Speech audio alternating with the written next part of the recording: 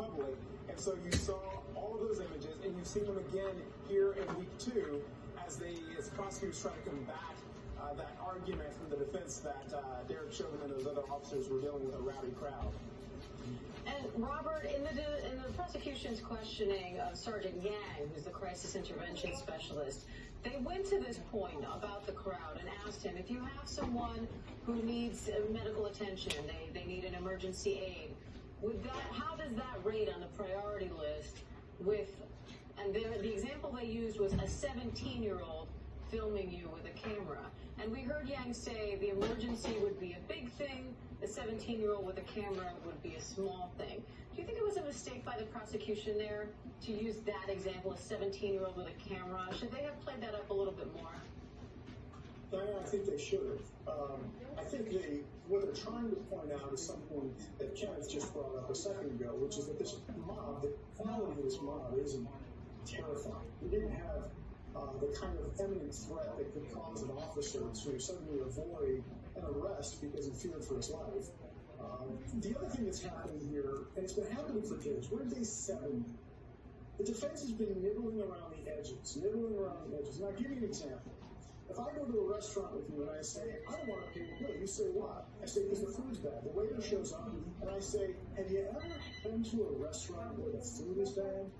Well, that's nibbling around the edges. So the defense has got to lock in. If they're going to prevail, they're going to have to lock in to the actual facts and get questions elicited from these witnesses on cross-examination that support their theory, which we, on this call, on this recording, are doing a fine job of analyzing. It's just that the jury is not hearing substantive testimony that agrees with the defense's position. So, although I think the crowd issues could have been handled better by the prosecution, perhaps could have been more encompassed, and certainly more encompassing of, as Kenneth pointed out, the 8-year-old, the kids that are there, and a few people.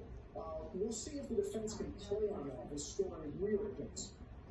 It is true. Sometimes you kind of get what Eric Nelson's getting at, but don't quite see the payoff in actual testimony and evidence.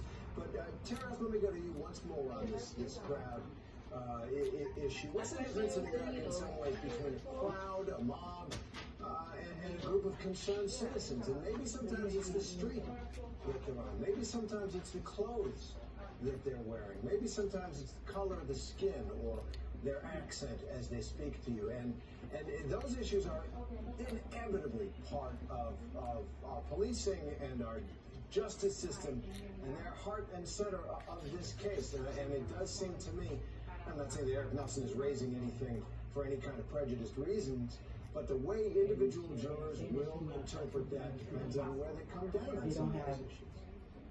I agree, and I think the witnesses so far have actually been talking about this crowd, and I think it has helped the prosecution. So the problem with, and Robert is exactly right, the problem with Nelson's defense is he's giving these hypotheticals, and in fact, the crowd here wasn't attacking. We heard some of the witnesses talk about, both Yang and Marcel talked about the fact that, they were holding cameras. They weren't holding any sort of weapons or anything to that effect.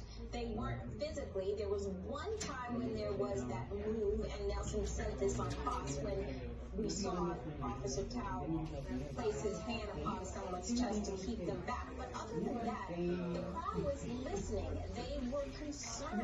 They weren't saying they were going to attack. Yes, they were cursing, but they were upset. So I think it's very clear in the minds of the jury, and I think it's very clear as far as the prosecution is concerned, that this crowd wasn't a threat. And Nelson's argument that the crowd was a threat and that Chauvin was taking that into consideration, and that is why he wasn't able to render medical aid to George Floyd, I think is falling short. I think the fact that this crowd wanted to help George Floyd and the police officers did nothing to do that is going to hurt them at the end of the day. And the jury is thinking about all of this. They are seeing all of that, and they're wondering in their own minds, listen, I saw this video. And it's clear that you could have done something before the paramedics got there, and you absolutely ignored us, and you did nothing, and now George Floyd is dead. And clearly there's a lot to unpack in the testimony that we heard today. But there was also something significant that happened before testimony even started. The judge today heard arguments as to whether Maurice Hall, he was the man in the passenger seat that George Floyd was in when police first approached him, whether Maurice Hall should have to testify in this case. And he made clear this morning through his attorney that he does not want to take the stand in this case. Kenneth, the judge seemed to want to split the baby a little bit here with the decision that he reached today in order for them to hopefully reach a decision in the next few days. Right, and we will find out later this week if the judge will compel Maurice Hall to testify. But it did appear in court this morning, before the jurors walked into that room, that judge was going to side with the public defender and Maurice Hall, and saying that just about any portion of his testimony would be self-incriminating.